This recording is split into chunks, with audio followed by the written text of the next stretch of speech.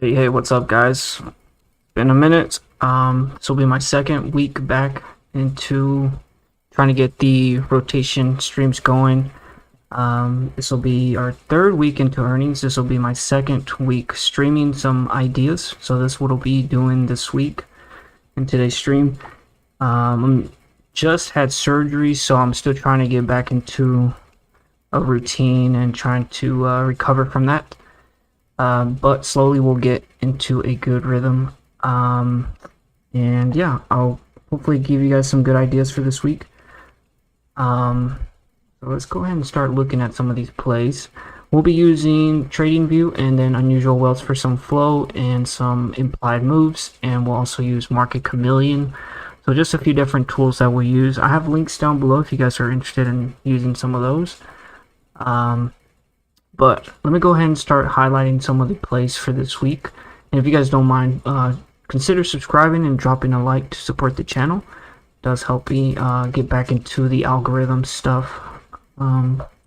So I've already highlighted SoFi and OnSemi. OnSemi is like a semiconductor play.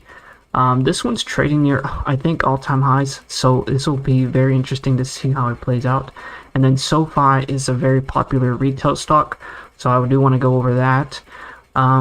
Tuesday, I don't really see many earnings that are interesting. There's Zoom Info, but from some other research I was looking, or DD, not research, but DD, it doesn't really move for earnings, so I'm not really too interested. And then we have Tuesday morning, Norwegian Cruise Lines, Uber, Pfizer. These will be interesting. And you can also look at some of like the bigger companies like Caterpillar to get an idea of like the economy, right? But earnings play not worth it in my opinion. And what I'll be looking for is AMD, and you can actually pivot off of Semi and some of last week's earnings from Intel and Texas Instruments if you guys want to play this. I'm not going to play AMD for earnings, but I think it'll be a good pre-running, and I can definitely chart it up to show you guys my idea on the chart. So if you guys want to do that or want to see that, let me know. But pretty good amount of earnings on Tuesday. I'll tell you the one that I'm gonna most likely actually trade is gonna be ELF, and I'll show you guys why I think this might be an interesting play. But let me finish highlighting some of these other ones, and then we'll go over the ones that I'm interested in. And if you guys have a few requests, let me know in the chat, and I'll try to do those for you as well. Wednesday, we got a few big names again, CVS and Cameco. I think that's like a uranium play. Nothing for me interesting. And then you have Craft Hands, so nothing interesting earnings wise. Etsy might be the sleeper play here on Wednesday. I think a lot of people will be focused on PayPal, Shopify, and Qualcomm, possibly Unity and Robinhood, because I know Unity's been kind of AI squeezing, and then Robinhood I think is just a good retail stock. I like Robinhood long term. Earnings plays, I think I've played it once or twice. It's done pretty good for me, but it's like around $12 towards like its recent highs, so it'd be a difficult play for me personally. Wayfair might be interesting. This one's like a short squeeze, possibly I think was gonna go bankrupt or something, but it's recovered a lot of the losses. I think it was trading at like 30 and it's at 70 now. I mean, most of the stocks have been doing a lot of that recovery, but yeah, these are just some of the interesting ones for me personally. And for Thursday, huge plate of stocks. I mean, you can just go all the way down.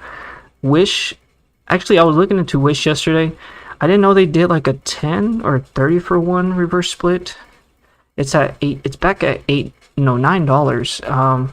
If you do the reverse split, it was actually trading at 30 cents. And then I looked at some of the balance sheet on them, and actually they might go bankrupt. I think they had like $4 billion in debt or something. So I was kind of interested in playing it, but at this point it might just go back to zero. So we can cover that if you guys are interested. And then we have a few on Friday. So those are the main highlights for the earnings this week. Now I'm gonna go back over with maybe, let's do like a circle, and I'm gonna show you guys the one that I'm actually interested in playing. So SoFi, I'll probably so you can't actually play this one anymore. This is a post earnings play, and I'll explain that in a bit. Elf will be one that I'm gonna just throw some money at, see if I can hit.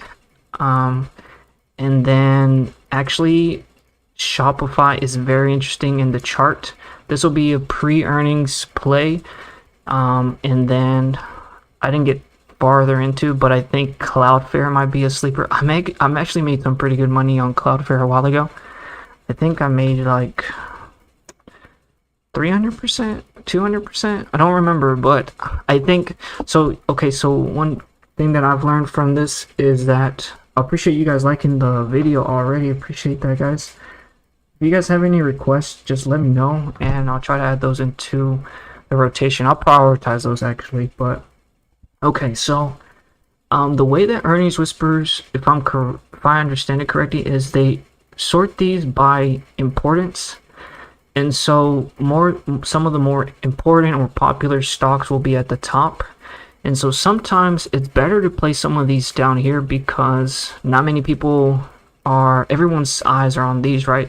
But then sometimes the bigger moves come from the ones that nobody's playing, because the market maker is not going to let you make money, alright? That's why, like PayPal, usually you don't make money on like Apple earnings, you don't make money on, I mean, Google sometimes, but like Microsoft, for example, like you don't really make money because everyone's playing those. So the best way for the market to make or not lose money is to just kind of either make it go sideways or completely like do the opposite of what the market's expecting.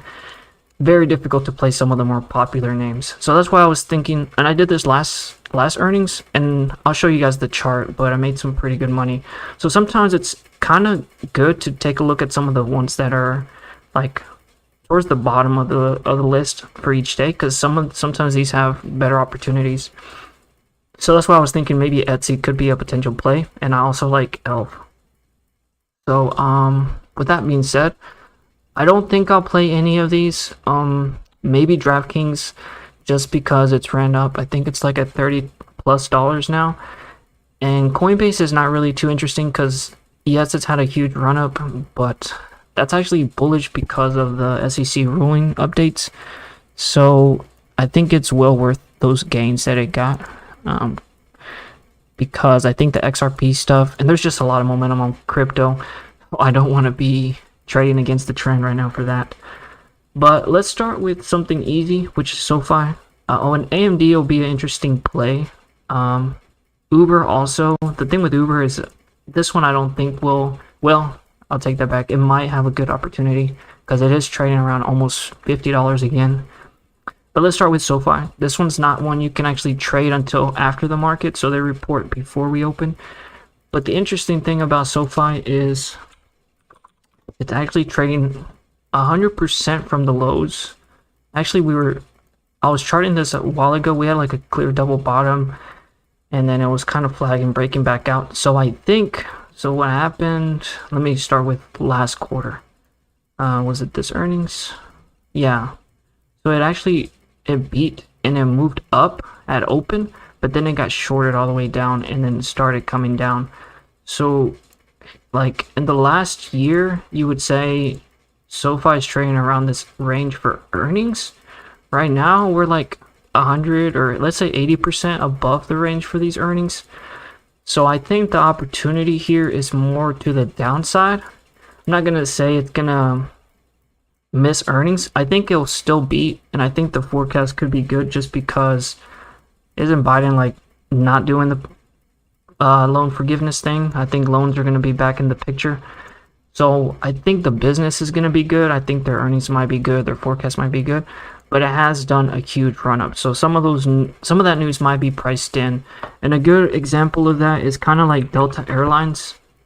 So for earnings, everybody was pushing this up into summer, into like this earnings and stuff, right? Because I mean, reopening travel and everything, right?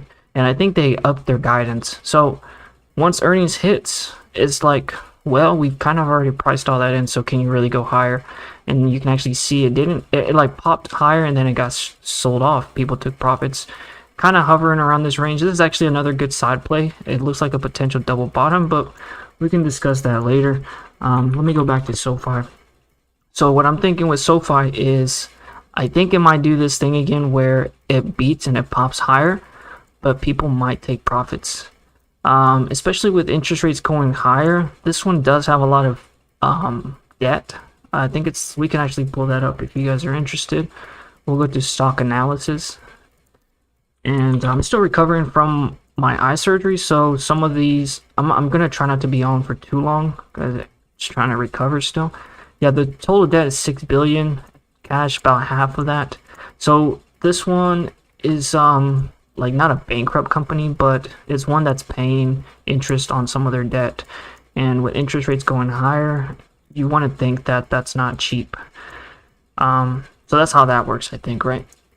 Anyway, this is like trading in this range for these earnings. Now it's trading above it. I think earnings could still pop, but then the rest of the day it could sell off. So that's the play that I'm going to be looking for with SoFi, is a potential gap to the top. I think it'll touch $10. Just psychologically, it'll probably go up to 10. But it could just, if it goes to, if it gaps up, I'll probably short it. Just kind of wait first 15 minutes, see how it's reacting. If it gaps down, like it comes down here, then people might buy the dip because earnings will probably still be good, and people will short it. But since earnings are good, people might buy it back up. So the plan with SoFi, obviously you can't get in right now, but it's gonna be do the opposite. I'm honestly thinking gap up and then shorted to the downside, get puts, because right now at this point puts are a lot cheaper just because it was trading around $5, basically 100% gain, and about 2 months, which is ridiculous. If you would have just bought shares, safely bought shares, you would be up almost 100%. So that's the plan idea with SoFi. I want to do puts. Haven't looked at any of the chains and stuff, but I think that'll be interesting. On Semi, I also mentioned this one will be interesting to the downside because where it's trading at, it's like towards new highs. Like, let me go back to the, yeah, this one's just, I don't know what it's doing, short squeezing, but originally I guess you could say maybe IPO'd at 18. It's like at $100 right now. I don't exactly know what they do as far as like business. I know it's like semiconductors and stuff, sensing solutions or something like that. Yeah, so I think this one will be a good opportunity to play to the downside, just because, I mean, it hasn't even traded around these levels. And now if it beats and it does good, then it could push higher, right? So it'll probably go to like 115, 120. But yeah, this one's not one that I'm looking to trade ahead. This will be the one to just watch. So far, will be the main play for Monday morning. So let me talk about ELF, because I think this will be a very interesting play. Or I could cover AMD and Uber first. If you guys, Shopify is a good one. Let me talk about Shopify because that's a popular one. This one, I wish I would have played it on Friday. This one just has a beautiful channel going upward. So I think earnings are on Wednesday, right? So this will be a very good opportunity. Oops, what's that? This one will have a good opportunity for maybe one more retest of like $70 pre-earnings, I think. If market's cool, calm, collected, and chill, I don't see why it wouldn't go back up to at least 70. Like maybe it could be post-earnings, but I do see 70 possibly hitting one more time. It's in a clear up channel, like I said. I was gonna get around this range on Thursday, but I had no dry powder actually. I don't know about you guys, but on Thursday I got crushed. I was on calls and the market just went straight down. Luckily, I've recovered most of those losses. Most of them. And yeah, if the market's chill, this one will be one to watch. Premium is going up because it's adding, the options are getting more expensive because of that implied move. So you could even possibly get calls. The price might not move much, but the options might still go up in value because a lot of people are anticipating moves, so that's adding volume and it's adding, yeah, the IV is adding value to your options basically. So what I think is 70 I would watch this ascending support. It's just a beautiful channel, pretty straightforward, elementary, right? I would watch for this line right here with it 67.5. Man, I wish I would have gotten there. It was an easy opportunity there. Had good support around this range here, where it's like 63.5, 62.5. But yeah, I think this one wants to push higher, especially holding above like 65s. Yeah, it's just a nice opportunity. So I would see this one possibly going higher, going into earnings. I think 70 will be in the picture, maybe post earnings. Let's look at the implied move. So this one's more interesting, so we will look more in depth into it. Let's look at the implied move. If you guys want me to cover a few other stocks like more in depth, SoFi is already happening, on semi is already happening, so I guess we could talk about the implied move for SoFi. So the implied move for Shopify though, real quick, is 9%, so about $6. Wow, so this is expected to move up to about 72, which is probably the highs, or to the downside will probably be down at 60, so down to this range. That's the implied move for it. That's what the options are pricing in. Let me go back to, yeah, so that's basically the wrap up on this one. I would most likely, I actually have this on my watch list. I'll be watching this into earnings, trying to, maybe day trade it. I won't be holding anything into earnings, but I will say this. eBay, I think, reported good earnings. They did gap down surprisingly, but they did do good on their business. So yeah, so you can see reported $103 or $1.03 for earnings per share, and expected was 99 cents. And then they also beat on their revenue. The thing is, like with a lot of these stocks, and maybe this earnings season specifically, we've seen, and I talked about this last week, we've seen a pretty good run up on stocks going into earnings. And so, and I said that with Delta Airlines too, right? Once you get to that top, you're like, or earnings, you're like, okay, well, we priced in this good earnings. It was decent, but is there really like more good news, or, was it that good to keep buying there, to go gap up?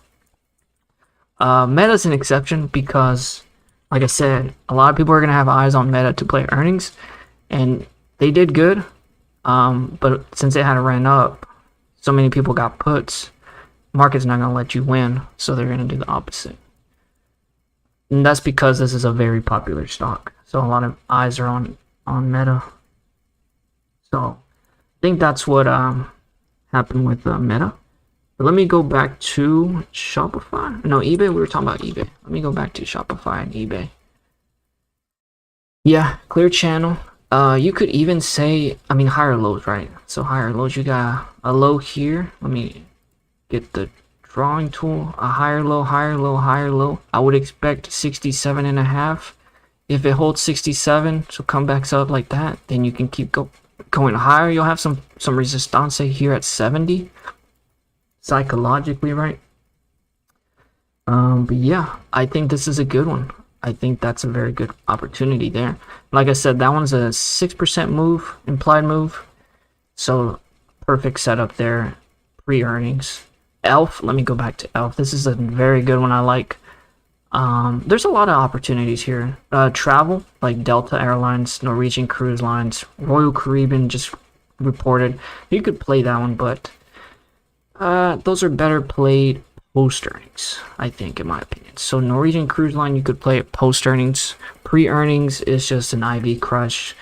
You're gonna lose your money on options. So yeah, you just gotta be careful how you play earnings and keep it small. I've learned that the hard way. I used to blow a lot of money on some earnings plays. Now I'm taking control. So let me cover ELF though. Okay, here's my thoughts on ELF. Let me go back to Alta. So Alta, it's a stock that never actually goes down. But last earnings was its first gap down, which was crazy because you never bet against beauty, cosmetology. Is that what you call it, cosmetology? Anyway, you don't bet against females' makeup and stuff, right? It's just a stock that won't go up. So women are gonna pay a premium for their makeup for looks. They're not gonna get the great value brand. Well, depends, but they're not gonna get the great value brand for their makeup. Plus, it's something that, you know, you got a skincare, so you want to use good products. So that's why Ulta is Yo, Jonah, what's up, brother? Hey, welcome back. Thank you, man. It's been a minute. I've been dealing with some personal things, and then I just had surgery, so recovering from that. And then it was the summer, so kind of enjoying some of the weather and just trying to get back on the horse, though. So appreciate you joining. If you have any questions, let me know. I'm just going over some stocks for earnings. Just trying to cover a few interesting plays this week. But right now we're talking about ELF, and basically, like I was saying, is women usually pay premium for their makeup and stuff, so that's why it's hard to bet against them, against Ulta and ELF. But like I said, this last quarter was a surprise for Ulta. I think they beat, but they moved down, which was just an anomaly, right? Where it doesn't do that normally. So ELF hasn't had that. ELF is trading at all-time highs, and it hasn't had one of those hiccups. So I am willing to put a little bit of money on some puts. I think this one's expected to move $10. Let's go ahead and look in depth on this one. Shopify is the last one. ELF. So ELF is a $11, almost $12 move, 10.5%. So I am willing to put a little bit of money on some puts just in case this one does the same thing as Ulta. It's a 10% move, right? So yeah, about $100. Yeah, about $200, not $100, about $12 move down. So you also have a gap down here, which is right there. So most gaps, people say, get filled about 90% of the time. Not like right away. See, this was a gap trap. People started curling. People started getting short. The bears got hungry. They wanted to come in to fill the gap, and it was a trap. And then it reversed, and the shorts got squeezed. You gotta be careful about those. So, but yeah, I think at the very least, if this does take a hit, it's gonna come down to like 105.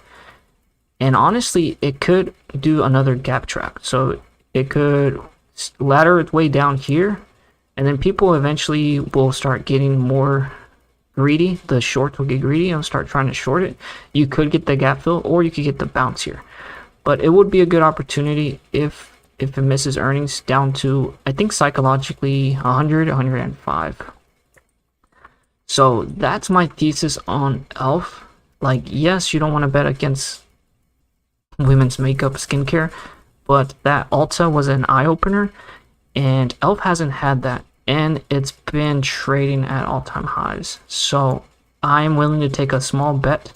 Plus, like I said, a lot of people's eyes will most likely be on AMD, Starbucks to get like China traffic, see what the economy's doing.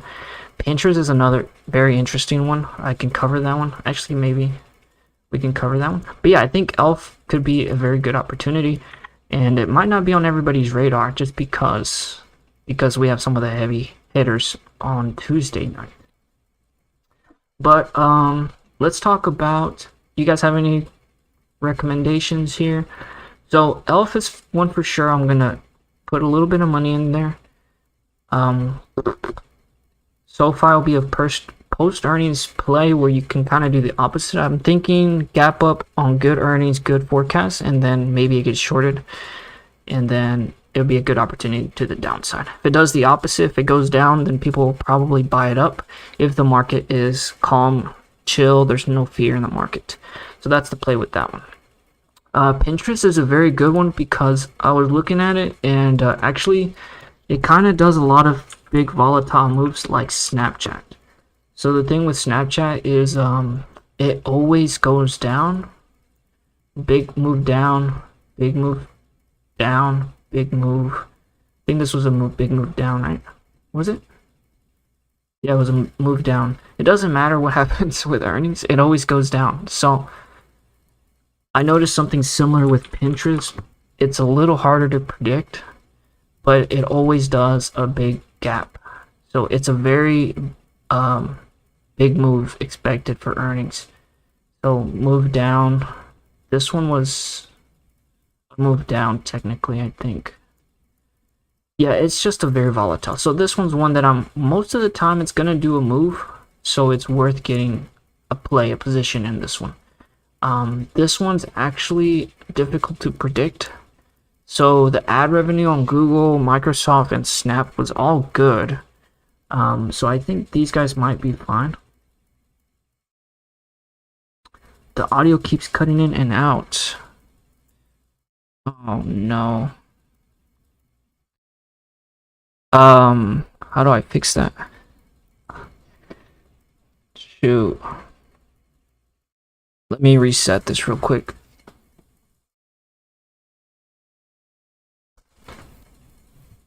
Technical difficulties. I thought I had a good...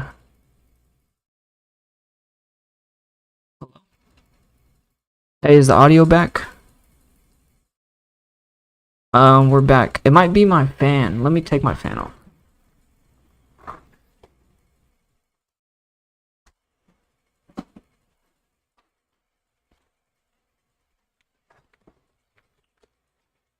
Hello? I'm back. How's the audio now, guys? I reset my microphone. Hello? Yo, yo, yo. How is the audio? Audio's back 100. Actually, I have a backup. Let me look at my stream. Audio is good. Hey, is the audio back? Yeah, we're good. Alright, I think we're good. Yeah, that was weird. Yeah, I haven't set up I didn't touch anything on my setup. Should be fine. Okay, so what's the deal with pins? I don't actually have a game plan for pins, I'll be honest, but it is trading historically higher to its earnings. So the earnings here, then it had earnings here, which was around 22. Once it got to the 27, 25 level, it started selling off. So it could be that similar. I mean, you're getting pretty expensive, so people start taking profits again. That's the only thing I have for pins, honestly. I think it's definitely going to do a move. I just don't know which way. If I had to play one direction, it would be to the downside, just because the earnings, like I was saying, we had a good run up into earnings, so people might be taking profits, or earnings are good but they're not where they need to be, so that's why it's hard to get gap ups on some. Roku's is an anomaly because that thing just went crazy on Friday, and that could happen with this one too. But yeah, I don't really have a plan for this one, but I think it's gonna be a good move. I might get a better idea, or I might commit on something, you know, Tuesday or something, but right now I think it's one to watch, but nothing that I'll specifically be playing. Starbucks, I don't know how to play this one because it already gapped down from its last earnings and it didn't recover. So let's see. Yes, from its last earnings it was up here. You would want to play this to the downside, to the upside to get that gap fill.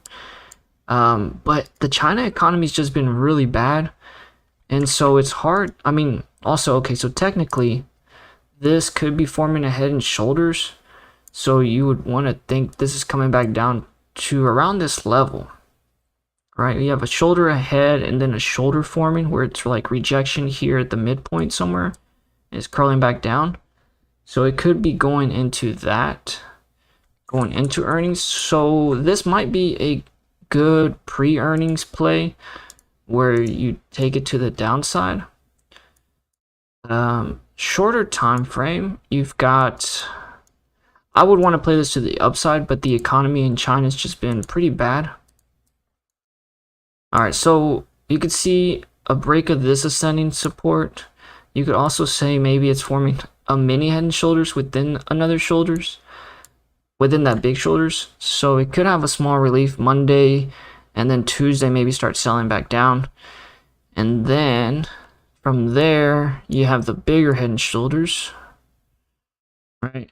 And you got the major support down here, which is around 97. Sorry for the bad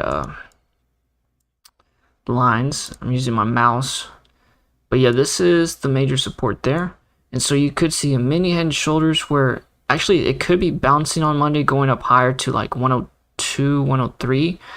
And then it could get rejected around there and start coming back down. This mini head and shoulders could form, and then it could break down to the 97. And that will complete the bigger head and shoulders, which would, I guess, start making a downtrend for Starbucks. It is trading pretty expensive still. This is the 2022 lows, 77.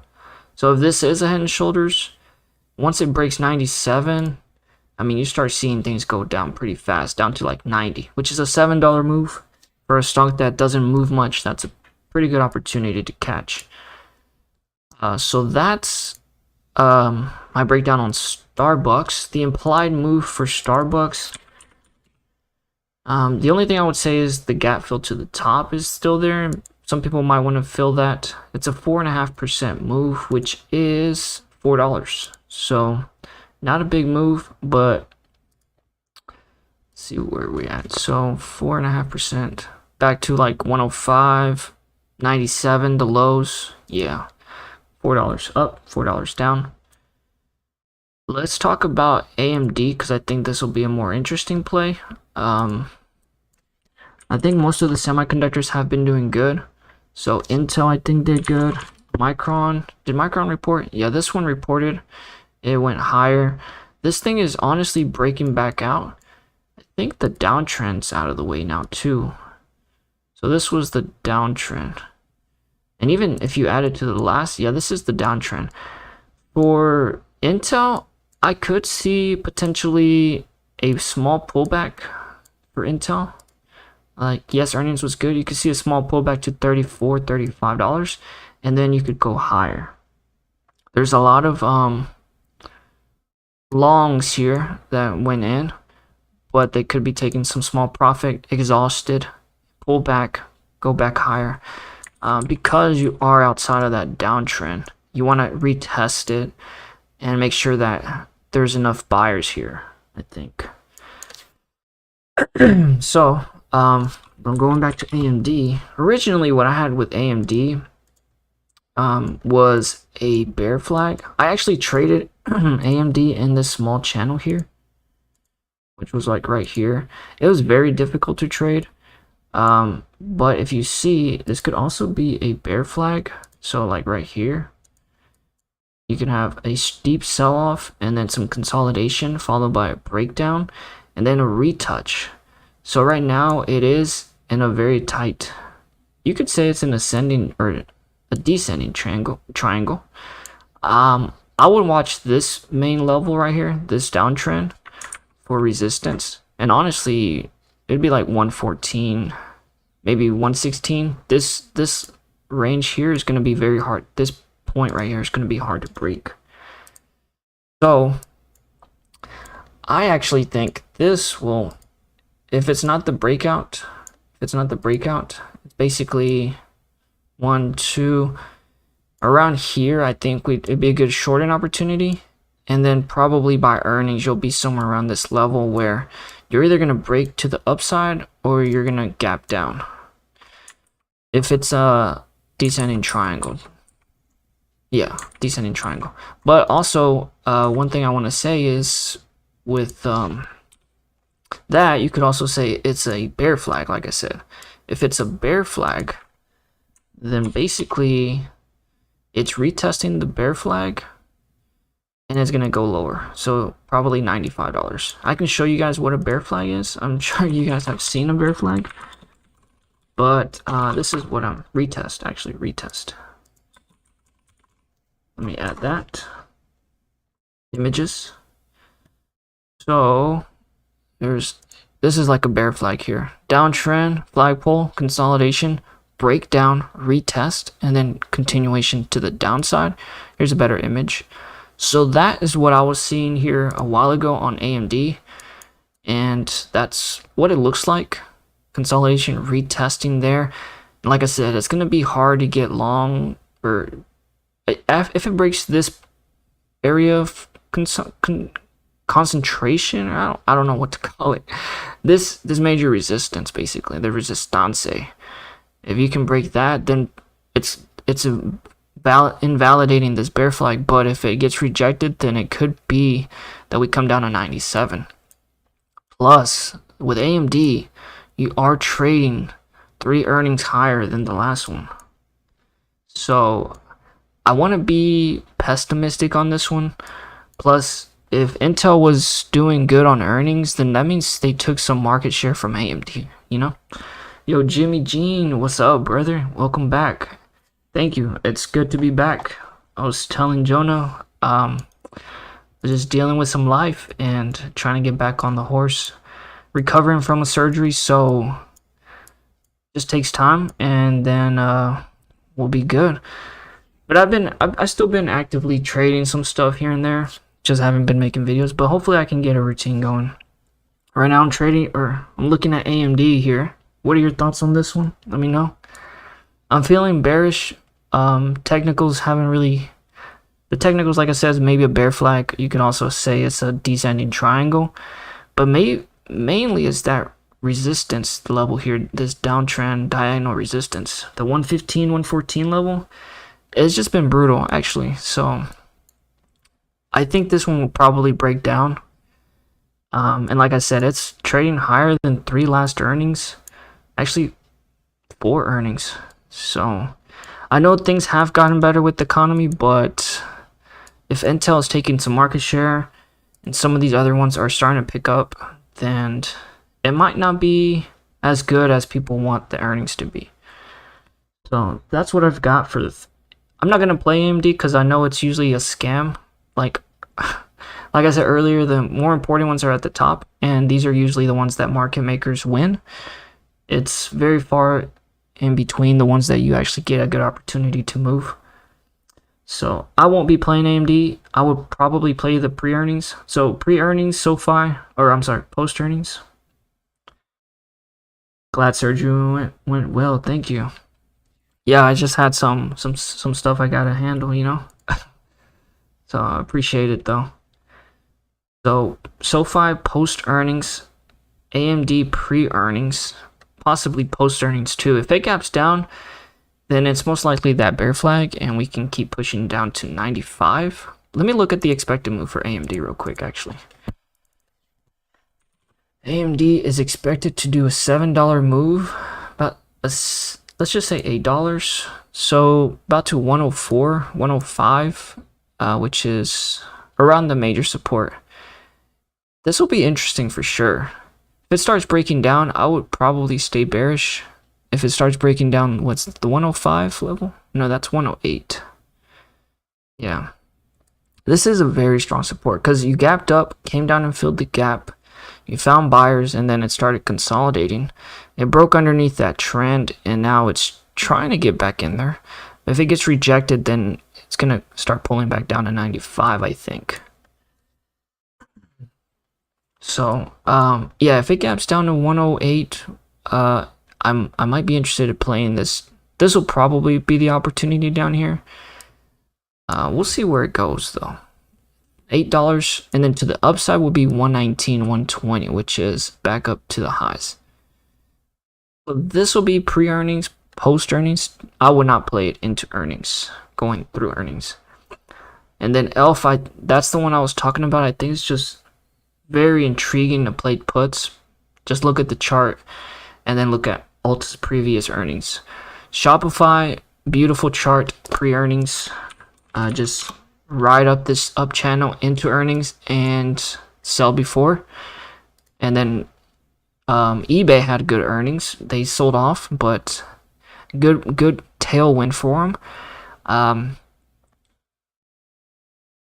And Uber's one and Cloudflare. I didn't even talk about Cloudflare.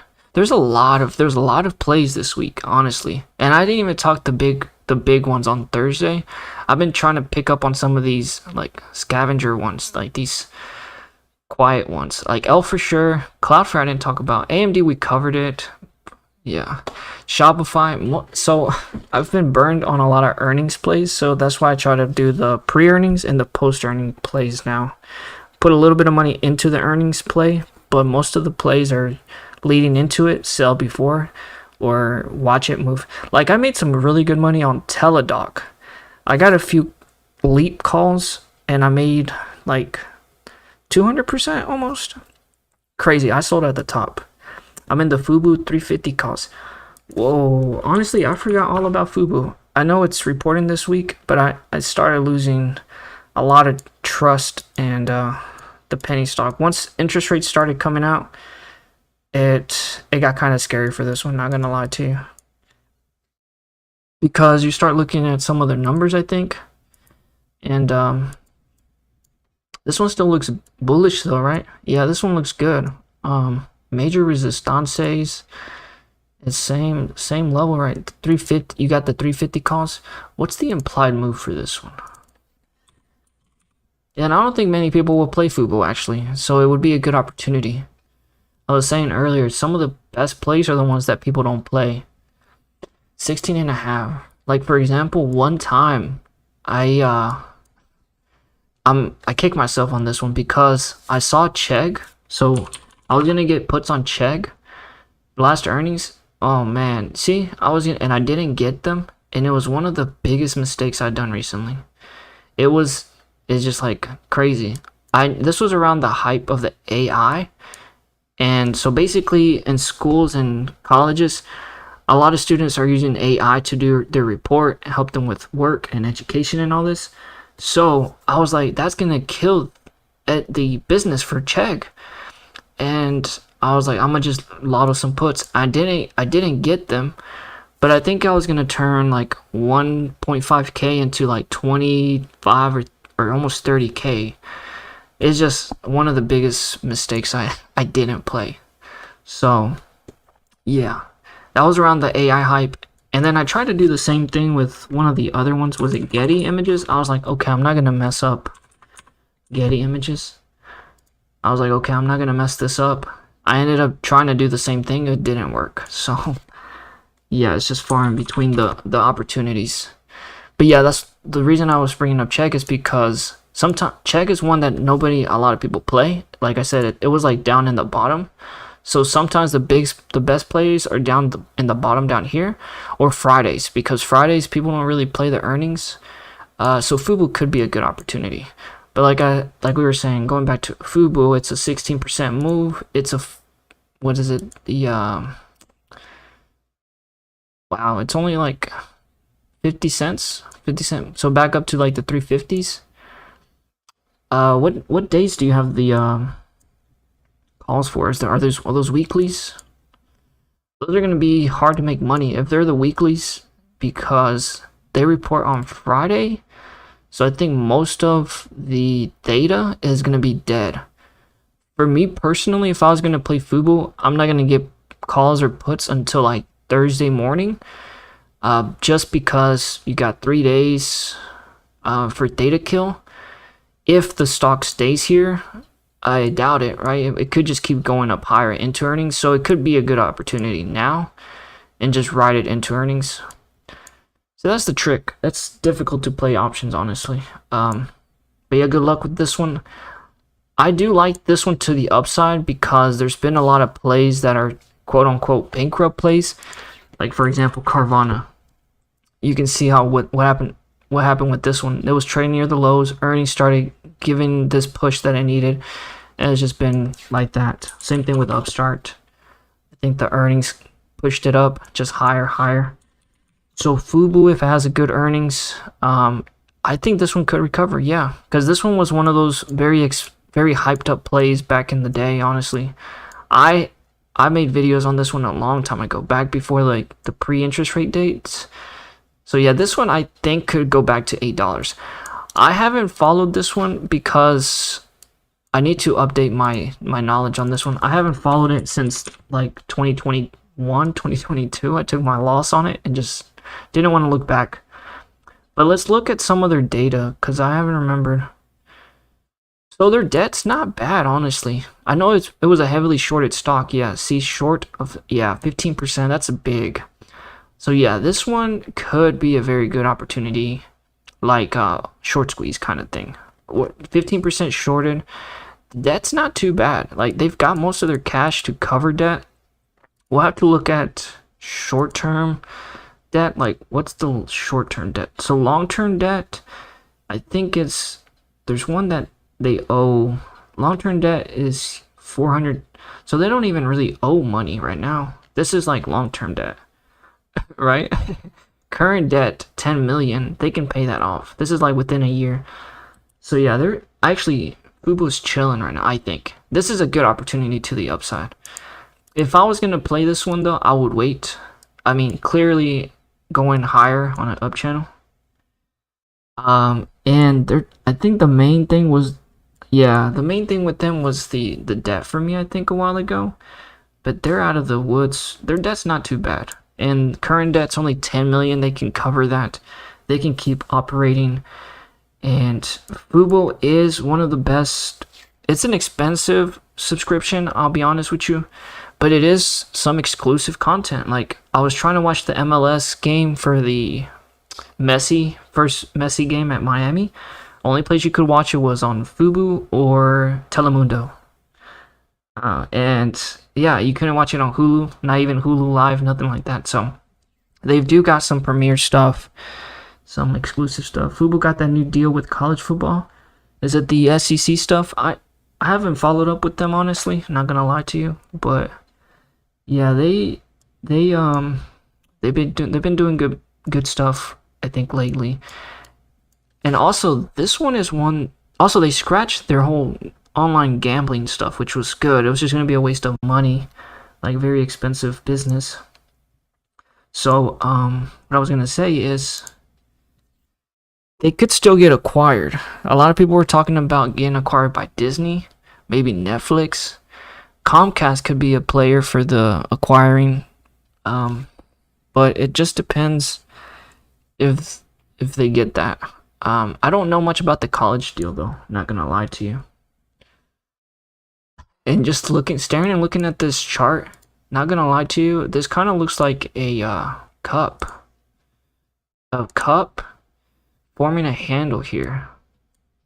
So yes, you know what I might do? I might get a few $5 calls for like January next year or something, 4.5 or something.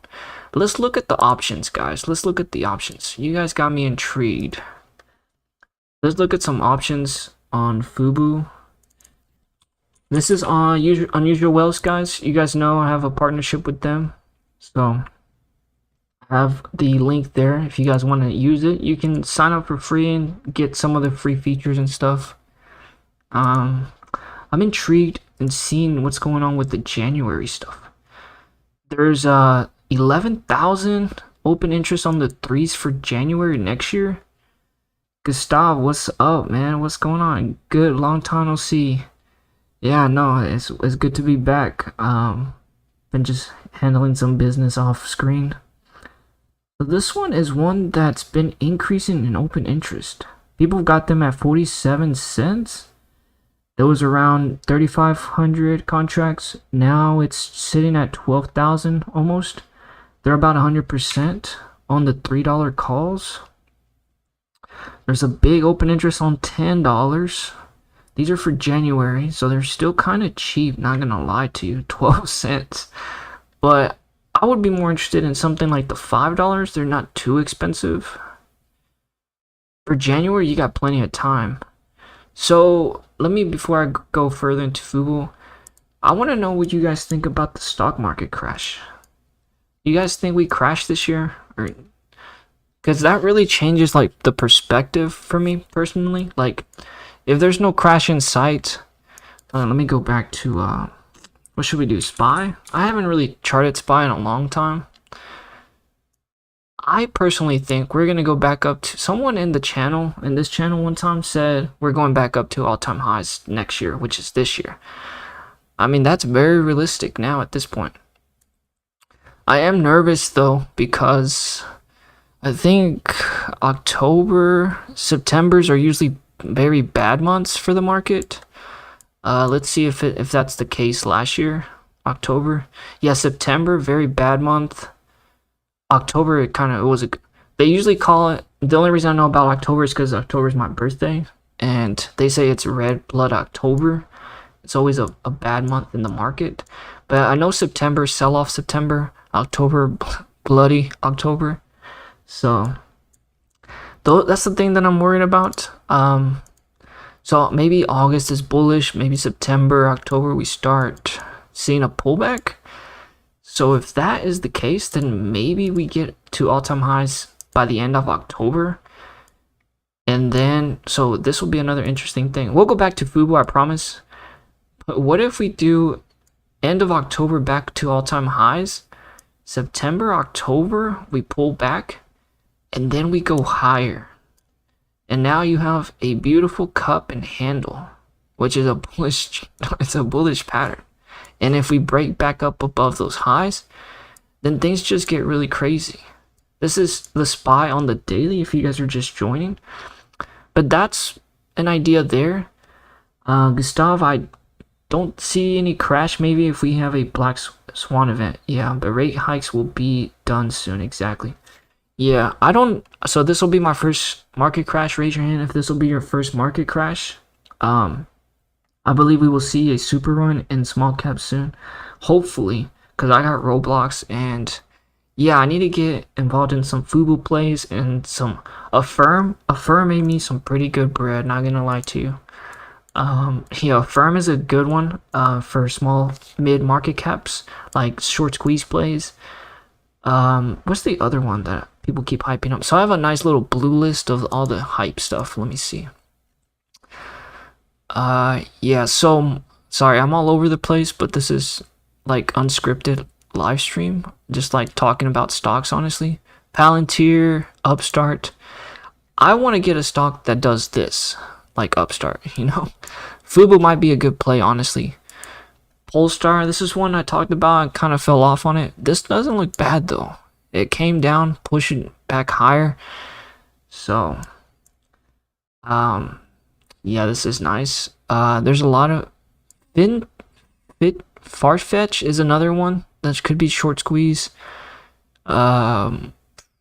Mavis, kind of, maybe. Mavis had some AI hype, squeeze stuff, and it just retraced and it got done for. But let me go back to Fubo because this might be the one. So if nobody sees a crash with market short term, at least in 2023, then it might be interesting to get some options on Fubo, like midterm, long term, like we were talking about, maybe the Januaries. The 5s are semi risky but semi safe if there's no hesitation. Once it breaks about what, 315, I would say 330 for the highs, you're kind of just coasting off the stock. You can ignore the small moves, ignore the small moves if you have plenty of time, and then you can get that big run up, because one day you can just wake up and it's up here at $5, and you'll still have till January.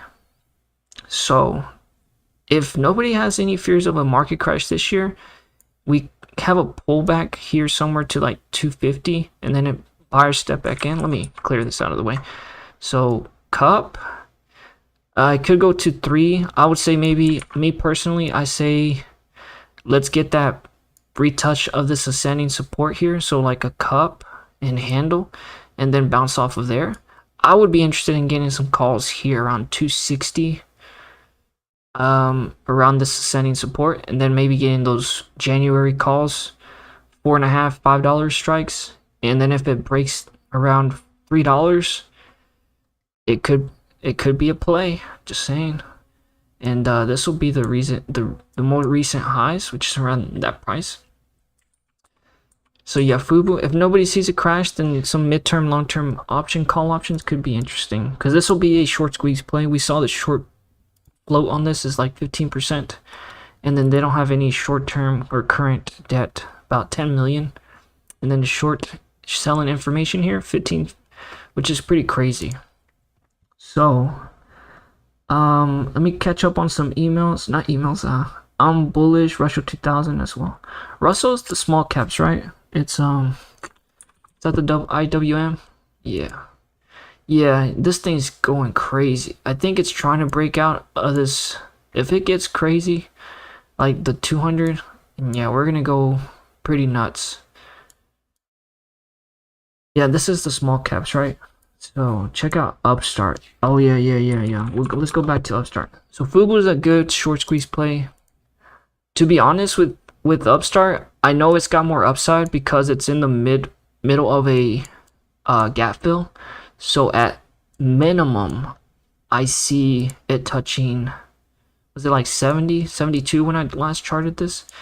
So it's just a matter of time before this touches 70. Once it touches 70, 72, the greedy longs will be there. But a lot of people could start taking profits here. Only the really like greedy ones will stay and hold it above 72. I think it'll go up into 72, 74. Okay. I think people will start taking profits there, but if it holds this level, then it can keep going higher.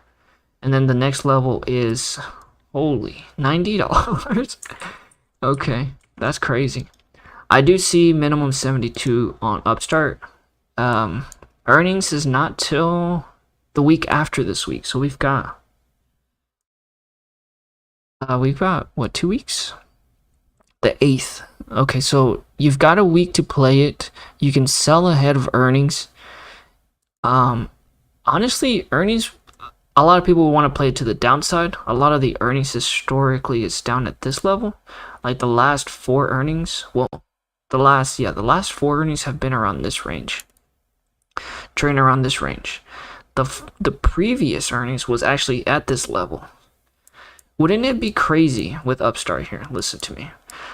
If we get back up to this level, pre-earnings, and then this earnings is a repeat of this earnings, just an idea, that would be a huge opportunity. So this is a good opportunity that you bring up for me. I might be willing to put a little bit of put money into this earnings just in case this happens again. Or it could just be a market maker move and it could just move the stock sideways and it will kill everyone's puts. Because I think the easy thing to do with Upstart earnings is get the puts, right? So maybe what the market does is it holds the price at this post earnings or into earnings. And then the post earnings is when you see the move, downward or upward. So 2 ways to attack this one.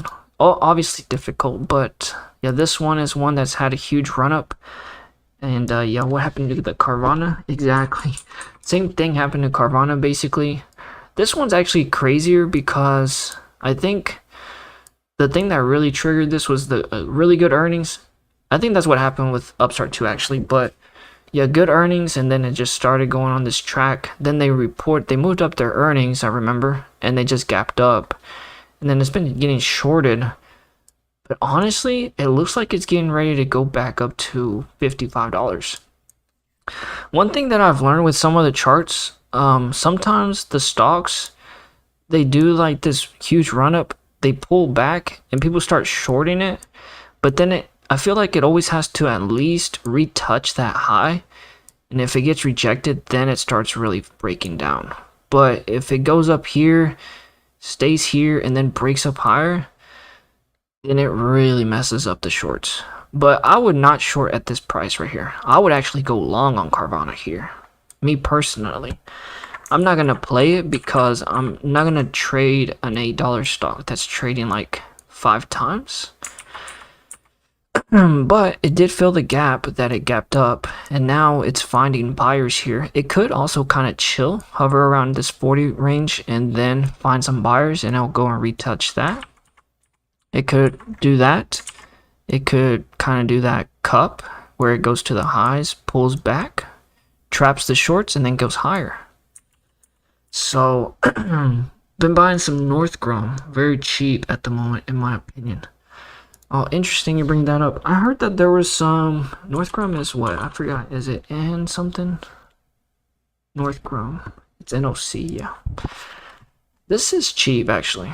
I mean, it's not cheap as in a stock, but it's fell off. My brother's girlfriend works at North Chrome.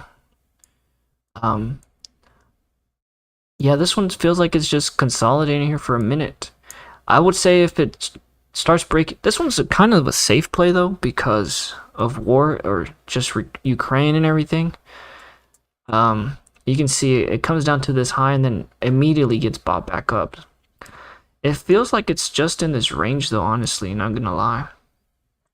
Right here.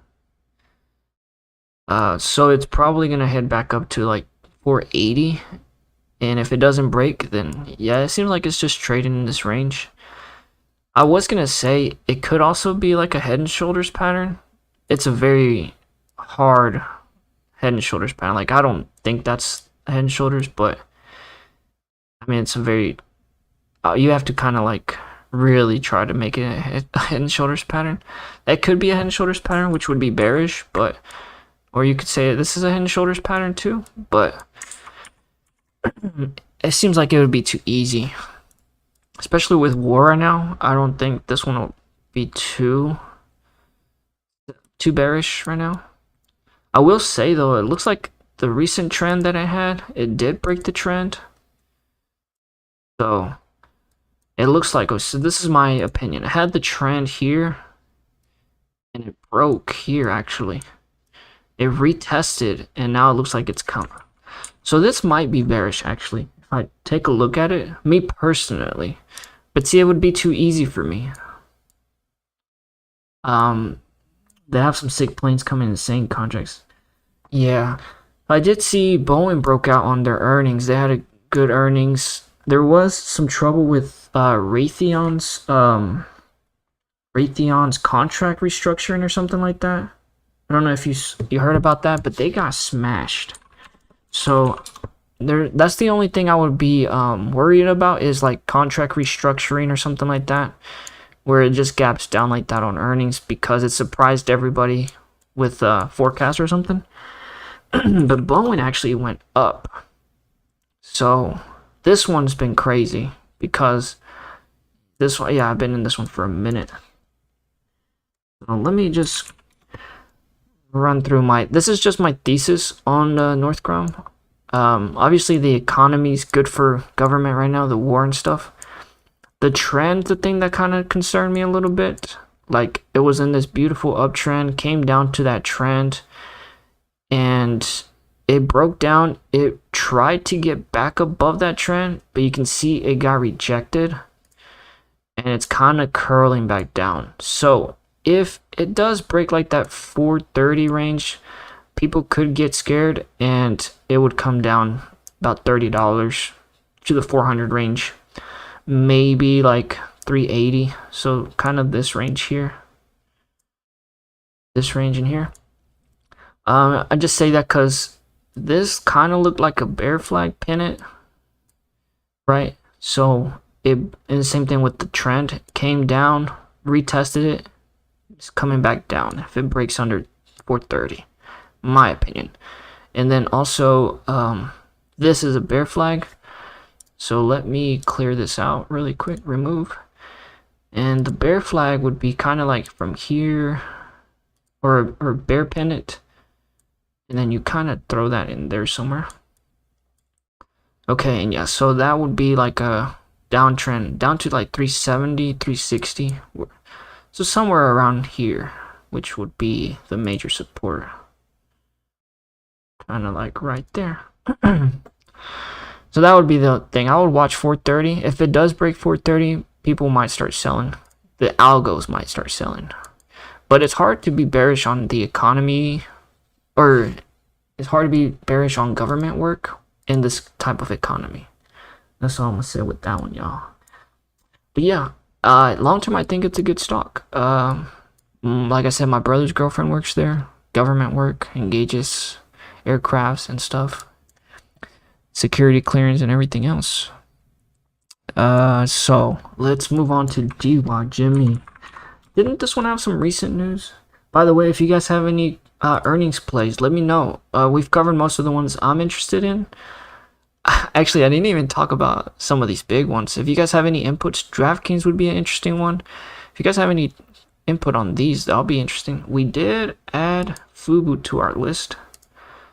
We're gonna add a yellow mark to that one. I didn't talk about Cloudflare, but you guys can look into that one. That was a good move. If you guys have any of these questions, let me know, or interested in any of these, let me know. Let's talk about DWalk. DWalk, I think they had news, but I forgot. Is it something about the settlement or something, I think? Previous, yeah, SEC chargings. What's up? What's the play with this one, brother? What's the play with this one? It looks like it's having a hard time buying buyers, or it's just consolidating. I will say if it breaks this gap, or this support, was it like 1630? You might get that gap fill opportunity. It tends to do that. I remember there was a gap down here. Yeah. It came down here, and then it actually filled the gap eventually. It was a trap though, not gonna lie to you. So it does like to fill those gaps though, honestly. So it could have like a mini bounce here, actually. Alright, so maybe people are piling into shorts right now. Actually, this probably just looks bullish with the campaign coming up. They closing the acquisition in September. This one I was gonna say, just based off the campaign running elections and everything, this might just be a bullish play, honestly. At minimum, a retest of $18 maybe, and then if it gets rejected, then it does that gap fill, like up here. People say always learn from the history because it tends to repeat itself. There's like a history lesson there. It came down, trapped some of the shorts, and then it went higher. So I want to say, I think you're right. This is bullish. At the minimum, maybe retest 18.5. It's $100 play. Hey, you're not lying. Yeah, I'm gonna have to get this one back into the watch list for myself, actually. Yeah, I did see the move up, but once it does those huge runs, I stay away because this exactly thing happens right here. This thing exactly like this. The old Triple G would have got the calls right here, brother. But the new Triple G, the new and improved post-surgery, I'm being patient with it. No, I'm kidding. But yeah, I am trying to be more careful. So this is a good play, I think. Maybe wait a few days, start seeing volume kick back in. And there's not much resistance here, not gonna lie to you. From 16 all the way to 1820. There's not much resistance. 1819 is where it's at, it looks like. Right there. Oof. Let's just move it right there. About 18.5. That looks like where's the resistance. But like I said, once it's done consolidating, it'll probably move up to higher. If it doesn't break, then it comes down. Fills this gap. I know, so financially, I'm pretty sure this is not making good revenue. I know it's a short-term play. It's not like a long-term play because financially, I don't think it has any good revenue. In post-back, it'll probably be like under $1 play or something like that, like $5 play, like some of the other SPACs. But if it has momentum, anything can happen. Like it can go higher. If it breaks that 18, then you're going obviously back up to 25. I would watch that 18.5 actually. That's probably where I would watch. Start keeping an eye out on this one.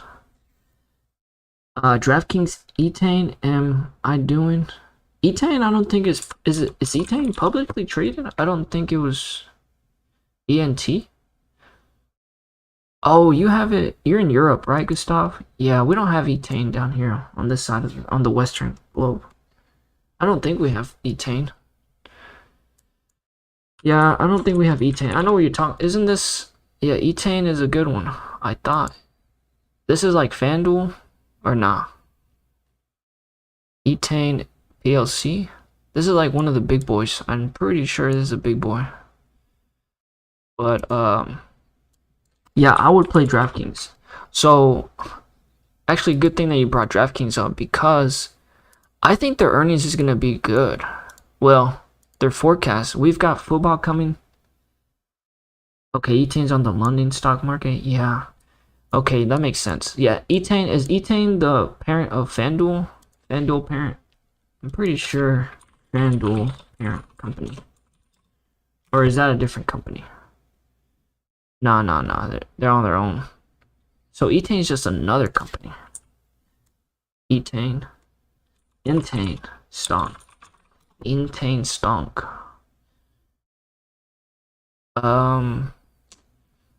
Okay, okay. So it's big. Okay. So then I'm not familiar with Etane. I'm just familiar with FanDuel and DraftKings. Then I'm guessing this is more of a German, European stock. It's in the London exchange, like you said. 2004. This is a big boy. It is a big boy. This isn't FanDuel though, right? Okay. So this one's not.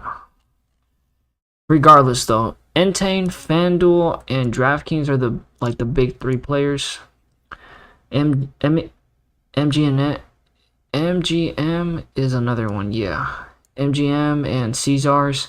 But those were kind of like more like casino boomer stocks. So if I was gonna put money into sports betting, it would be DraftKings, FanDuel, or yeah, probably Intane. The other one that's Betway, which is under Supergroup. Betway is another European. I'm not sure if you heard of that one, but that one's pretty cool. So what's up with the DraftKings? So what I was gonna say with DraftKings is they most likely beat, but this one is trading very expensive. So I don't know how much upside it has in the current market. I think their forecast will be good. I think it's just a beautiful chart, not gonna lie to you. Yeah, it's got really good support here. It could go higher, honestly. It could. There's not much resistance around here. I mean, you've got some slight resistance. The thing is, post earnings. I would say post earnings is where you want to see. But yeah, this is on the weekly chart. It's a clear, I mean, if we're looking way into the future, it could be like a clear retouch of the 62 level. I wish I never sold my DraftKings shares. I think I sold them like at 22 or something. Unfortunately, I think their earnings will be good. Their forecast will be good for football season. We've got a lot. I think there's a 17 game series now. Oh, March Madness. Is that the one? Does this count for sports bet? I think yeah. The NBA finals stuff. All the NBA stuff should be hot. We had the Denvers. Actually, yeah, we have all the Miami and Denver. I don't think it was a great final, honestly. There's not that many games on it. But it'll still be good, I think, personally. The one thing I want to check on DraftKings is their spending. Just their balance sheet really quick. So they've got 1.3. Let's just look at this historically because I can't remember, honestly. So they've been burning their cash. We'll go to the quarterly one. They haven't been burning that much though, honestly. Like 1.7 million, 1.5, so 200 million per quarter. It's not as bad. They were burning like 300, 400. So their spending is coming down a little bit. Let's look at the current debt. Current debt, they don't really have any debt. So they can continue operating. I know the initial cost is what, like the initial member acquisition is what kills them. But at this point, I think most of their customers are already returning customers, so they don't have to pay that. So it just gets better for them. The thing for them is like expanding into like new states. But they've already got a lot of the big states. The only one they don't have is what? Do they have Florida? I don't think they have Florida yet. But I think this is a good earnings play, but I'm not going to play it just because I don't think it's going to move as much. And I've had bad history with this one, honestly. I think I had puts up here trying to do the double top up here, and it's trading higher. You guys have any thoughts on this one? I would probably say the best play out of this Thursday bunch is probably Airbnb, just because it's trading at the all-time highs or recent highs from its earnings. Like, look at this thing. It's in a clear uptrend now, but when people were trading it back here, people were selling it off on earnings. It kind of got better there, and then it got bad. Up, down. So what was it? Down, up, down. It could be another up, actually. It could go back up to 180. So down, down. Now this is up.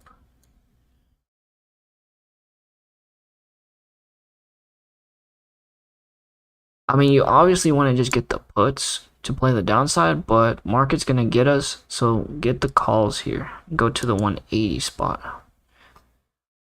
Not for the weeklies, but maybe like a week out. I think this is the top level for this one, 177. Implied move for this, really quick. Let me just look. Airbnb. Check out Rivian stock going at 35. Alright, we'll check it out. 6.6%, about $10. Wow. So it's not expected to move that much.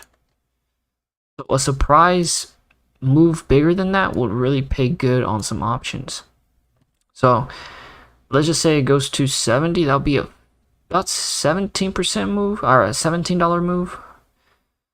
I mean, which that would be crazy. You would definitely print on those. And then a surprise move to the downside would be like 130. That would be a 23% move. I think this one would be the best play on Thursday. Out of these other ones, nobody's going to make money on Apple. Amazon might be a potential Google where it just does good and it goes higher. I would not play Apple. I'll possibly play Amazon. Coinbase, I'm not really... Historically, it doesn't really do good on earnings. Like, the moves aren't really good. Aren't risk-rewarding good. And then Block, I've had bad history. Just a bad taste with Block for earnings. Same thing with DraftKings. So Airbnb or Cloudflare would be the ones I would want to play, if anything, on Thursday. And then I might take a look at Etsy. I think that one's interesting. But quickly, I want to cover Rivian. Kind of curious. I forget. Oh wow, this one's straight up, huh? On the daily, this is bullish. Not gonna lie to you. So basically, I've seen this pattern way too many times. It goes up, consolidate, now it's going higher. So let's look at the next resistance here. I mean, the major level is what? You said 35? Yeah, I would say 32 first, because that's where a lot of this historical trading happens, like around this level. It goes up and comes back down to this area. It goes up, comes back down to this area. Goes down, comes back down to that area. So I think like that 32 level is the first major resistance, like the major area. And then obviously probably 30, because it's psychologically just a level. Or maybe under 30, like 29.80. Or maybe we can move that down. Somewhere around, like a little under 30. But yeah, I think it has more upside still. And then for supports, we'll just go ahead and slap this one down here. Yeah, it's got good support there. And then it kind of respected that there. So it kind of consolidated around that level. Once it got back above that, it's starting to trend up. That Thursday might be a good opportunity. Let's go on a shorter time frame. We've been doing everything on the daily time frame. But yeah, this is in a clear... Yeah, this is beautiful. For me personally. Like, it's just got a nice uptrend. Like, until it starts breaking this structure here, I think you're pretty good. And then maybe this one we can add some more. Yeah, this one's gonna keep going. I would say at least a retouch of that 28 short term, and just kind of work its way into this pennant. The options might not pay as well because it looks like it's very choppy. So it's not like clear, straight up moves like that. It's been kind of like this sideways, like just grinding upwards. It's painful, honestly, for options because it's like very choppy, me personally. But the trend is upward. It's just the grind to get there is painful for options, I think. But yeah, I think this is a good one. I would most likely play this one in shares, honestly. It looks like it's, yeah, doing something like that. And the top would be like 29. And then after that, it might have a major move up to 32. Because it'll have all this consolidation. So it'd be like a sharp move. It'd be consolidate, consolidate, and then sharp up. Maybe come back down, and then keep going higher. So yeah, I think this one, you said 35 is the long-term target for you. Let me go back up to the daily really quick. 35 would be up here, right? So these are the major levels I had. You could also add that one as a good support. Yeah, because that one's got some history right there. 35. I would say like 30, 35 and a half. Yeah, something like that. Actually, we'll just take off the wick. 35. Yeah, there's a lot of room. Once it breaks 29 and a half, there's a lot of room. There's like a $3 move. Like right now, it's just chopping it up, consolidating, very grindy, upward move, slow move up, which makes sense because this is like a ascending pennant, like ascending wedge kind of thing, like sharp move, consolidating, and then somewhere around here, it'll have like, I think, the major move. Like it's gonna have a major move upward or downward. I think I saw that with CrowdStrike a while. Actually, I traded CrowdStrike. We were talking about CrowdStrike a while ago. Yeah, here we are. I thought this one was a wedge. Once you got to the top of the wedge, it had a small move downward, and I guess it's not a great example. But yeah, you have this chop grind, then you have a sharp move. You see the sharp move there. So I don't know. This one looks very good though. It's just very strong. If you actually clear all this noise, it kind of looks like a inverse head and shoulders here. Let me show you. So you got a shoulder, a head, another shoulder. If it breaks this 160 area, you would have all these shorts that are right around this area here. All these shorts, if it gets up there and it breaks, you would have a lot of these shorts start covering, or you know, and this would be a very good move, honestly, because then you're looking at possibly, obviously I said like the 160, but you would have potential back up to like 180, I think, because that's where most of the trading happens, kind of like around this area here. 177, 180, I think. So yeah, that's another one. But yeah, I think Rivian has some potential. What do you think, Jimmy? Did Jimmy leave? I think Jimmy left. I put him to sleep already. Let me go back to Rivian. Oh, Jimmy's a good trader, so he probably knows he probably thinks I'm wrong on this. This was just my opinion though. This is what I was seeing, honestly. And I'm not a profitable trader, so don't listen to me. But yeah, I see that big move consolidating into this wedge. CrowdStrike, I can't believe CrowdStrike's still there. CrowdStrike's a very good play, I think.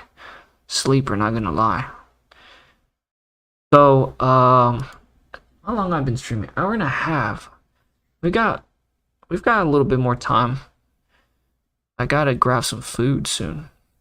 Moderna might be interesting, because you know, that thing is, the pandemic thing's pretty much dead. Cell stock is the best stock ever, hands down. Cell stock. Do you guys want to look at Wayfair, Unity, Robinhood, or Moderna, or Etsy, or anything like this? If not, we can just look at cell stock for now. I might do one more from the earnings play. What is this? 57 stock? Oh, this one right here? I've never seen this, not gonna lie to you. What is this? It is a biology company that engages in the study of cells, prevention, treatment of disease. 2011, headquartered in California. Do they have earnings coming up? You got some insider information? Ready? Or no? You gotta help me out here.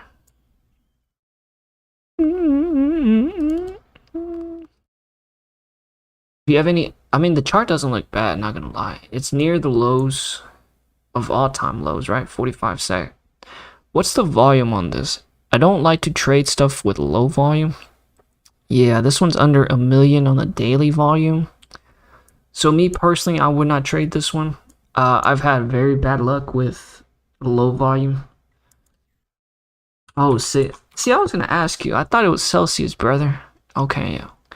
I was gonna bring this one, cause let me actually not delete my charts from a long time ago. We actually talked about this a long time ago. We said a cup.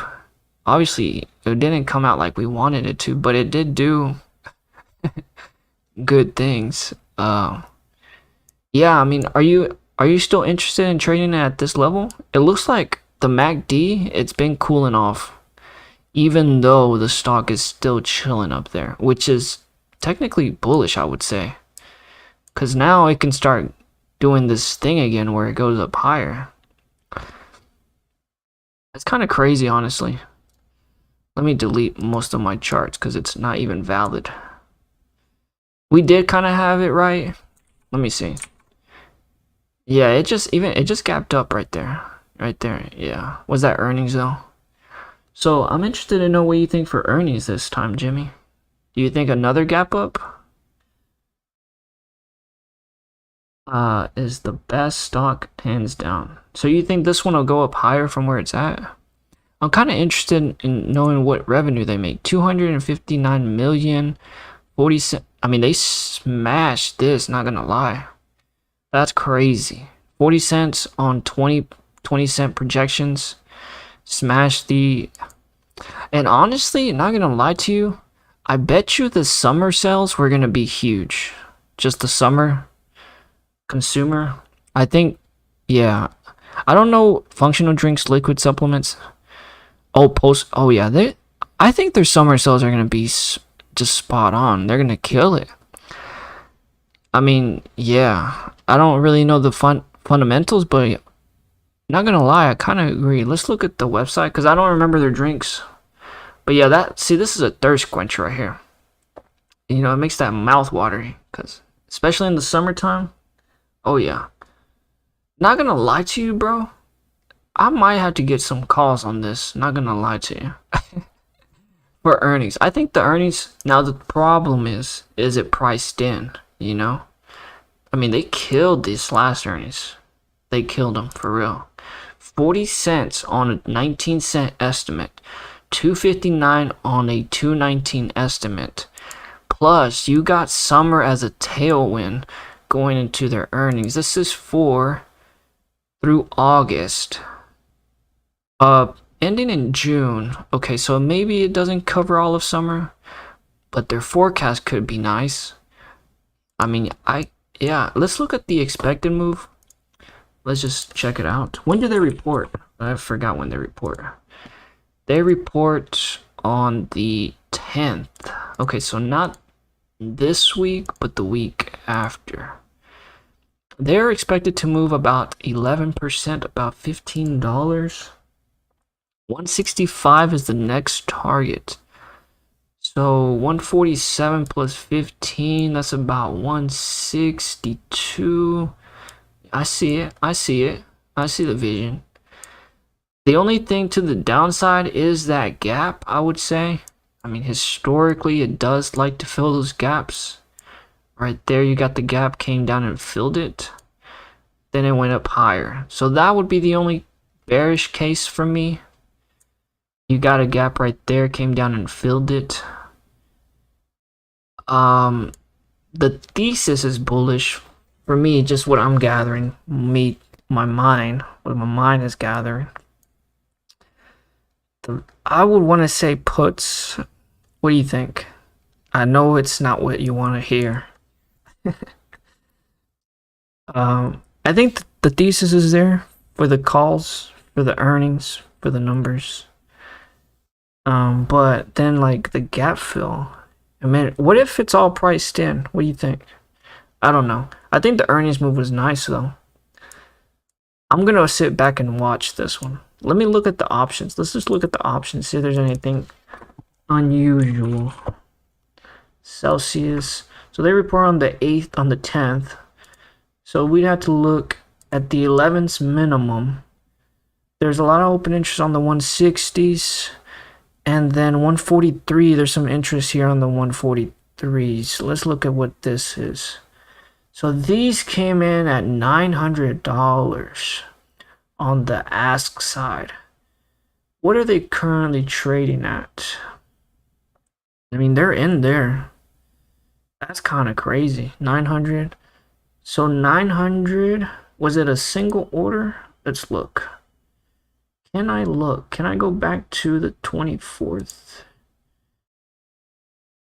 Yeah, it seems like it was all at once somewhere. How much money are they spending? About 600K, 99K, about 700, about 800K on about 3 orders. Let's click on here real quick. So this trade came in on the 24th. Oh, it's a spread. Looks like it's spread with it's a multi-leg. So well, let's look at a big order. They're all small orders, but it is a spread. It's the 55s and the 43 puts. So they're selling the 155s for premium, and they're buying the 143 calls, or the puts. So this is all overall a bearish trade, I think. They're selling calls for premium, and they're buying calls for more downside. Now that's just based off of the spread. Doesn't technically mean it's true. That's just what I'm seeing. Is it all like that? The 43s? Yeah, the 43 puts. Okay. Let's go back over to... So those were the... What was it? The 155s? Was it these? Yeah. It looks like there's some downsides. Puts at 163. Oh, so you're gonna wait for the puts. Exactly. What if people are waiting for the puts at 163 and it does it ahead of time? So the 160, let's just mark that out. The 165. The 165 range is where people want to start getting puts or expect it to move. I think it might just hang out around this range here until earnings. And then earnings is gonna have, this will be a good play for earnings, I think, because it does do the move like that, and now it could be a surprise move to the downside or more upside. So like Jimmy said, it could do the move up into earnings, post earnings, get the puts, or it could do the 145 and then get the puts there. What do you guys think? I'm interested to see if there's any more options on this. So let's go 1 week after. So there's 1100 on the 150s. There's not that much to the downside. What this is. Most of this volume came in on the 6th at $10, and they're pretty much break even right now. The calls. These came in kind of bearish, not gonna lie. Kind of in the mid. Hard to tell. I think this will be a good watch. I think the drink is nice. I think the yeah, this is cool. This is cool. Cause initially, like, I was thinking like, oh yeah, they're gonna kill it because the summer and the numbers, the projections probably. So this is for June. So ending. So from I would say April, May, June. So their numbers are gonna be starting to ramp up. And then this quarter that's coming up, they'll report next time. That's a tough call, my G. What are you gonna do? Just kind of curious. You're gonna wait for are you gonna play calls into earnings and then get puts, or? Cause it's crazy how the MACD just went straight down and the price stayed up there, and now it's got a reload potential to go back up higher, and that can push the stock up higher. Or it could, I mean, I was gonna say it could fill the gap, but I don't think the gap gets filled till after earnings. It doesn't. I mean, it's just gonna hang out up here till, me personally, I think. Curious to know your thoughts. I might do one of these Thursday plays. Cloudflare, I think, would be interesting. Block is either Cloud or Block. Let me see. So I was gonna show you guys about Cloud. I made some really good money on Cloud last time. I don't want to double dip on it because I got lucky on this, and I'm like, easy, just run it back and make money again. But I feel like that would be too easy. So I kind of want to get calls on this, not gonna lie to you.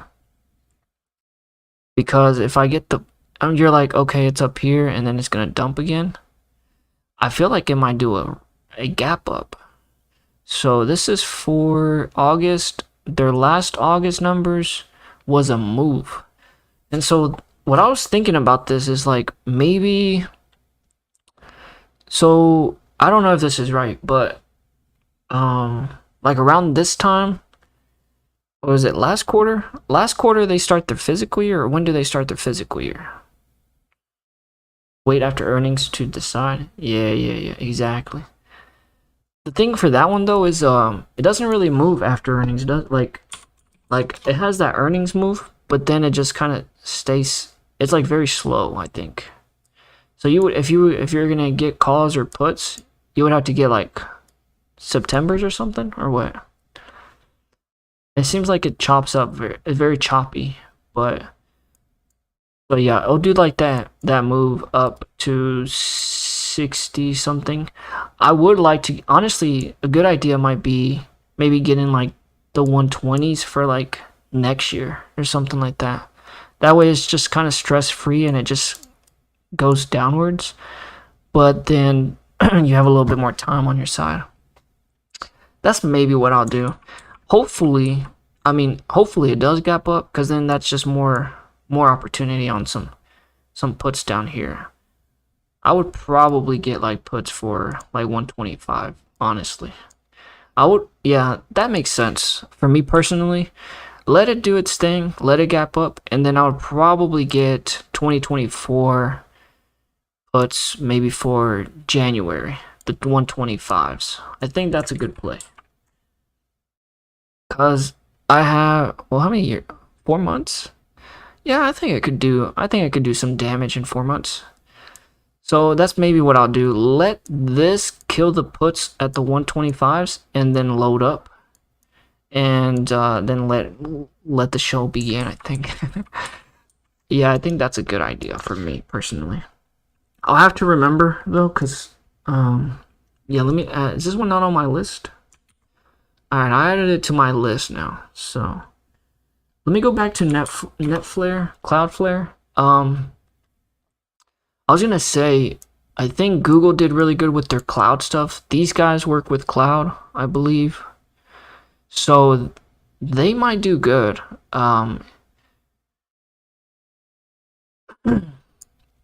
It could drop back down to 110. Oh yeah. Yeah, I think that gap will definitely get filled.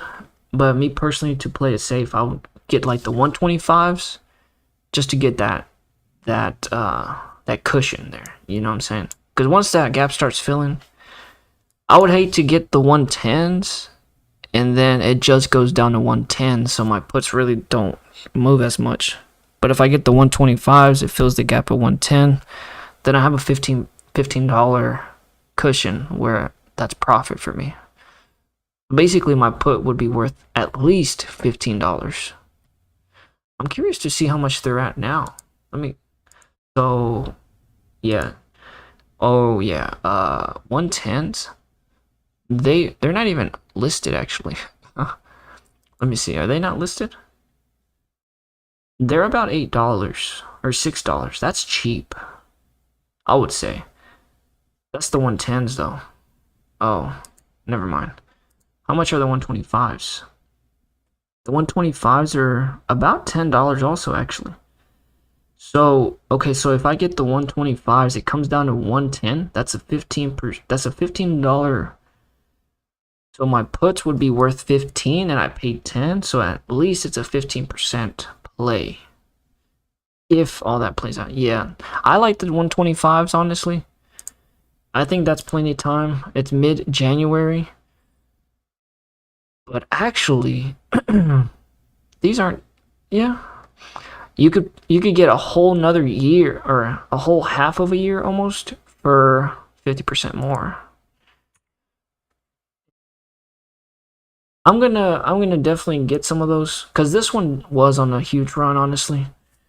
But I guess the only worry would be is like, what if their next quarter it comes in even better and it doesn't come down? You know what I'm saying? This one looks good though. Moving on to Cloudflare, I think it's time for a reversal with this one.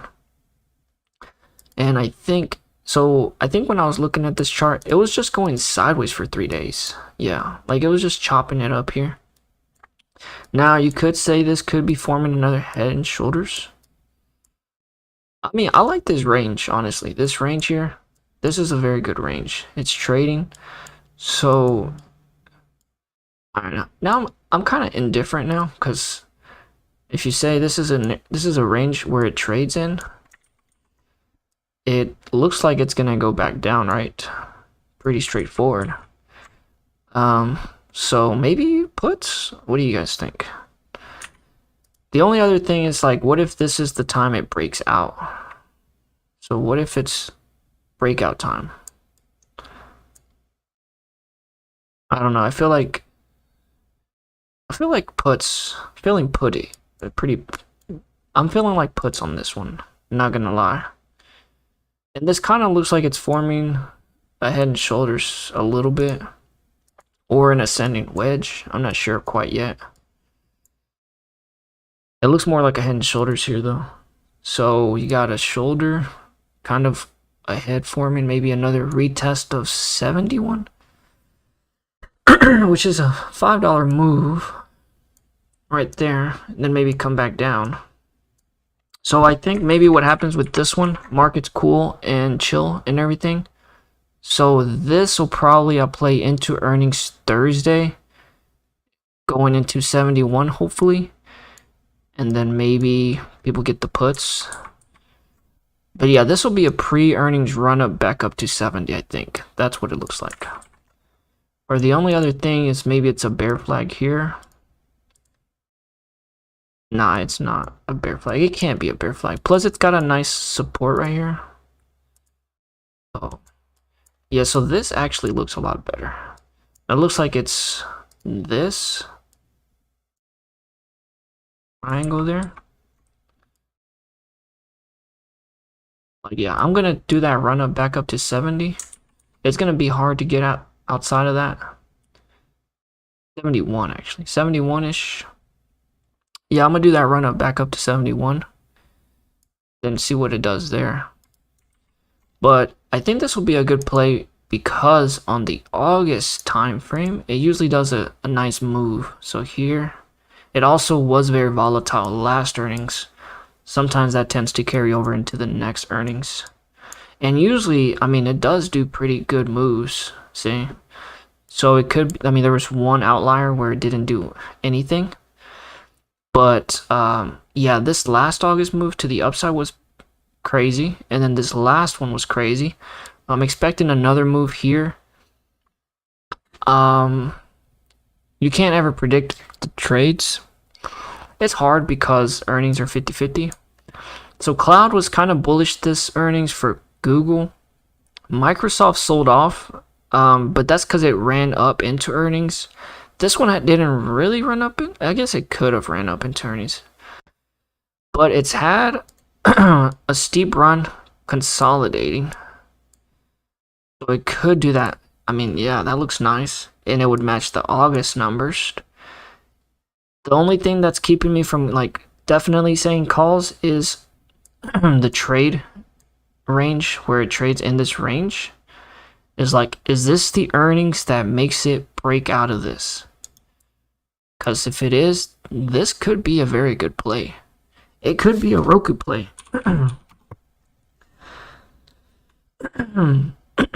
Yeah, it could be a Roku play. This Roku play is nasty. It's just nuts. So Cloudflare is going to be my play for Thursday, I think. I'm going to risk it. I'm going to most likely get calls early week. See if it runs into 70 pre-earnings. I'll kind of decide if I stick with it or not. But, I mean, it just looks kind of strong. It's been consolidating. Market's been selling off. It's kind of been holding off around here.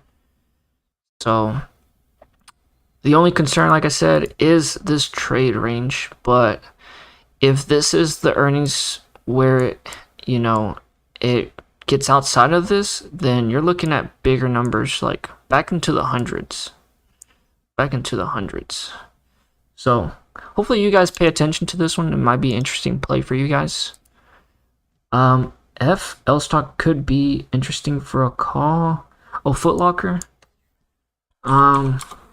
Yeah. Honestly, what I would... Oh, yeah. Actually, yeah. Where's this at? Wow. Can't even remember what the last time I played this. It was an ascending triangle, yeah. Yeah, this was the... I mean, yeah. I don't see why not. This is historically trading at lows. The thing I will say about Foot Locker is... Me personally, I think it's like a dead business. So, like... Early on, when you had the mall, you had people going out, which people still go out, but retail stocks just don't perform the way they used to. Like technology, online shopping, that has changed the game where people don't even need to go into the store. Also, I think Nike, they kind of did that thing where they're gonna end their partnership or something like that. I can't remember. Nike, Foot Locker partnership. I thought they ended up like, did Foot Locker touts renewed? What does tout mean? Because I don't even know what a tout is. Touts. Touted a renewed and revisionized. I thought they canceled their deal. What is touted? I need to define this because I've never heard this word. I'm not from the US, so touted meaning attempt to sell. Oh, and aggressive. Ooh, see? So they're agitated. They're aggregated. Yeah, so I thought Nike canceled them. Let me look at news. Nike Foot Locker partnership. I mean, Foot Locker's dead without Nike, in my opinion. Nike runs the show. It's trying to expand beyond sneaker culture. I don't know. New deal with Nike won't get them the hottest sneakers. So, for me personally, I see the upside potential because, like, you look at the chart and you're like, oh my god, like, it's dead. Like, the risk is to the up, or the reward is to the upside, right? Just get the safe play would be just get shares.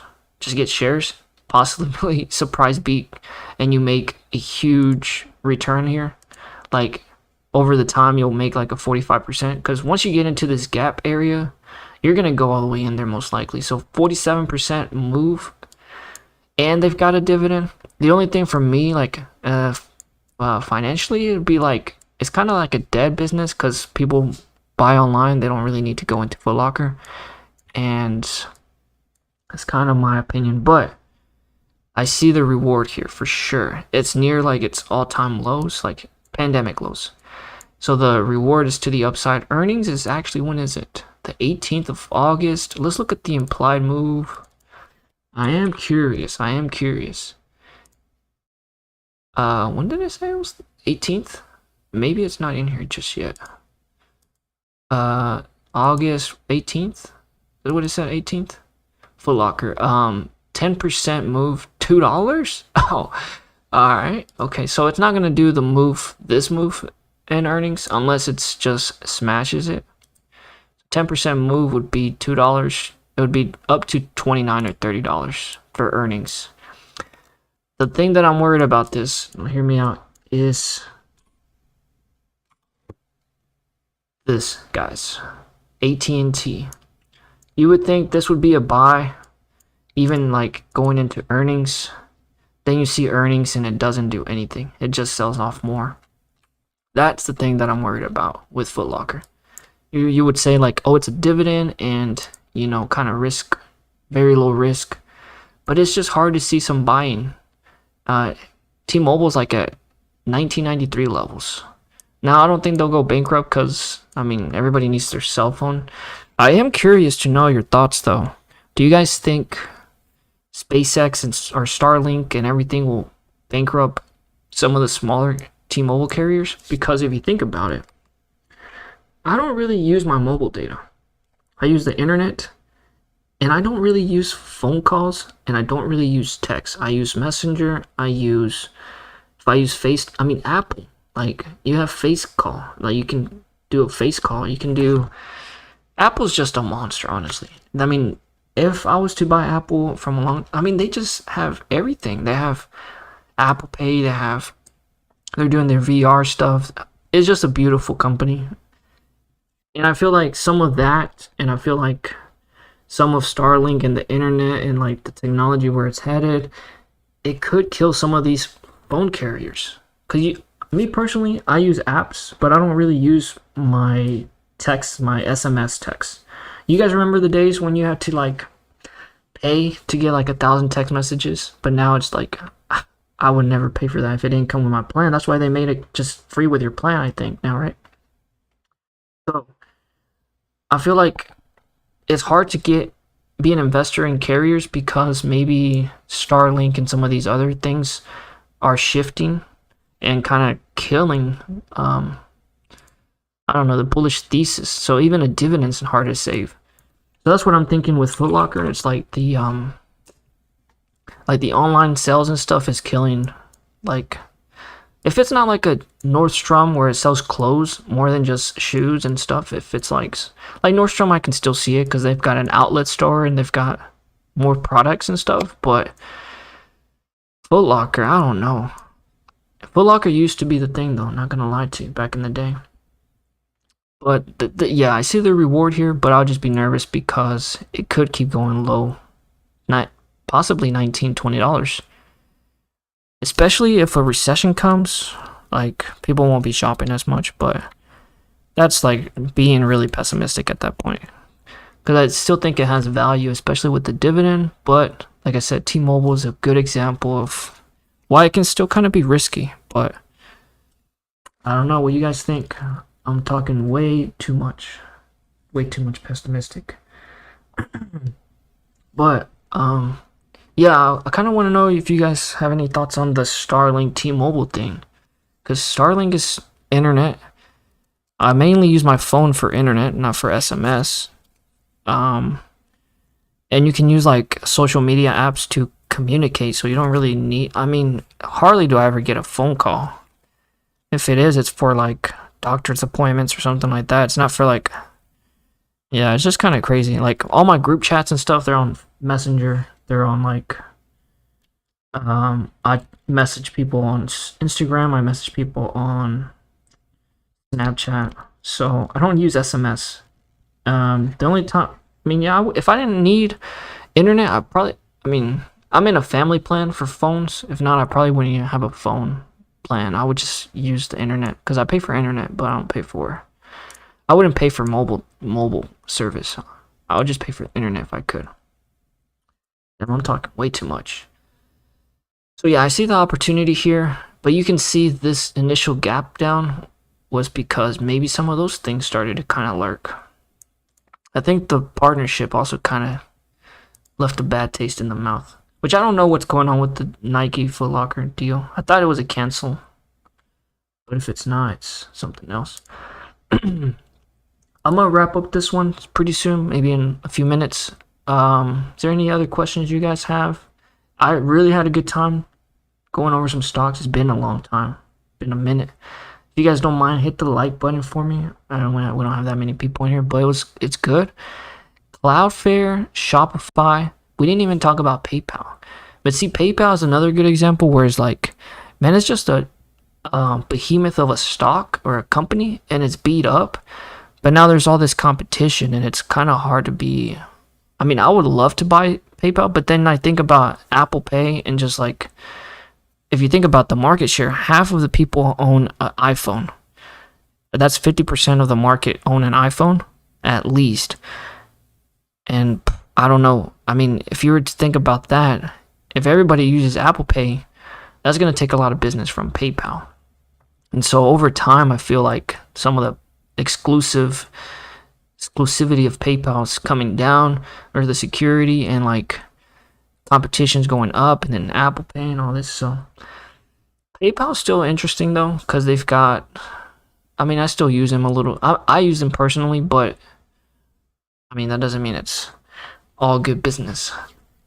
Anyway, I'll be interested. Monday, I'm going to focus on SoFi. I'm curious just to see on Semi how they perform, just because they're at all-time highs. Nothing on Monday night, and then Uber will be interesting. I would love to play this one to the downside. I don't even think I mentioned Uber, but Uber is one that's trading towards the high. Just from like a chart, I would not be surprised if this goes up to like the 50 range. Kind of chills inside this range here. I would love to get puts, but I don't think they're gonna come down. It's not gonna be a big move. I don't know. Yeah, I had this big range, broke out, came in, retested this support here, then it pushed higher. I don't see why it won't hit 50 pre-earnings. I think what could happen is maybe they gap up post-earnings, but then they sell it off. But I would wait for post-earnings. Unless they do something crazy, I don't see them going down like pre-earnings, and I don't see them going down until after earnings. Yeah, this is just a crazy chart though. It really is.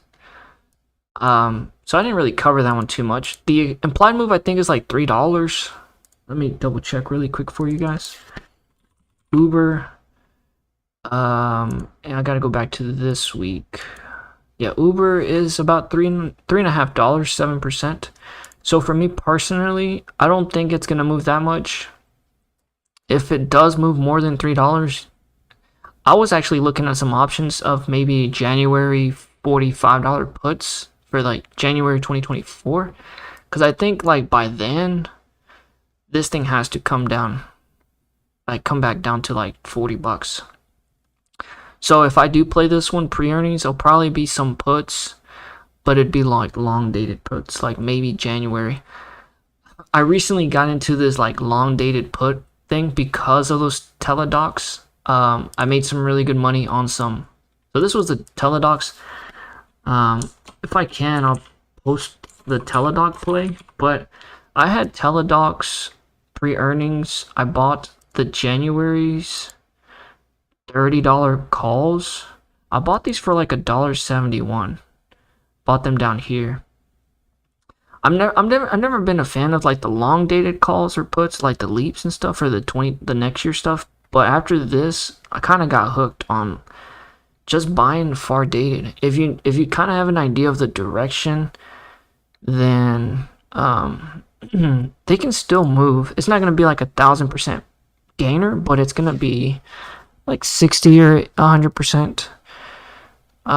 Actually, I held those after earnings. I made like I bought 5 of those. Let me do the math really quick. So I bought 5 at 171, and then I sold them for I bought 5, and then I sold them for 480 actually, because the high was 485. I made like, was that 1,600? So it wasn't a big, but it was kind of a little less risky. Later, man. Later, Jimmy. All right, let me stop playing around. So, yeah, if I get some January puts for Uber, they could come down 40%, but I'll still have time to recuperate my losses if we do have a market downturn by like September or stuff. So yeah, January puts for Uber, I'm kind of tempted. Let me look at these really quick because I'm curious. Uber, I'm curious to just see how much they're worth. I think they were $3 or something. Let me, January 45s. Yeah, they're $3. So those were the ones I was looking at, but you could kind of play risky with the 40s, bro. I might get a few of these. You'll have like a pretty good amount of time. That would be for like a surprise. Like nobody's expecting a miss, I don't think, because of summer and travel and everything.